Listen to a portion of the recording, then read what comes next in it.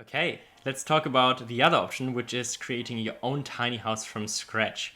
So I would go ahead and use the new design here instead of using my preset design option.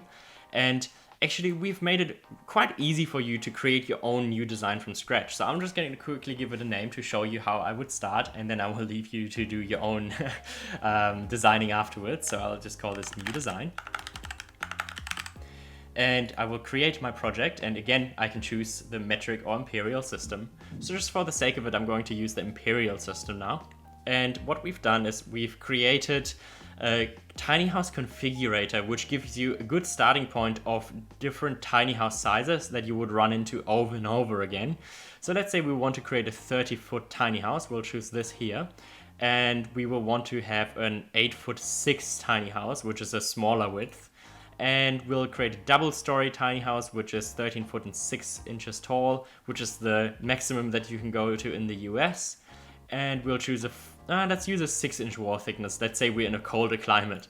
And I'll use a gable roof to get rid of the snow, and we'll use a 35-degree pitch here.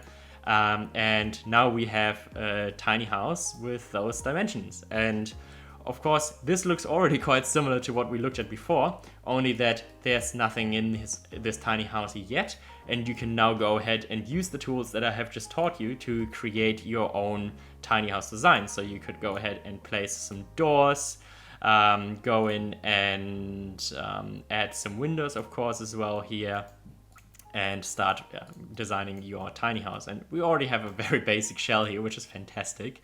And then you can go and place in your interior. Of course, I'm not going to design a tiny house now from scratch, but personally, I take around 45 minutes to design a tiny house from start to finish, even if I don't have anything to go off. But now that you've watched the tutorial, I'm quite confident that you'll be able to go off and do your own design. And if you have any questions, of course, feel free to reach out to me. More than happy to help out.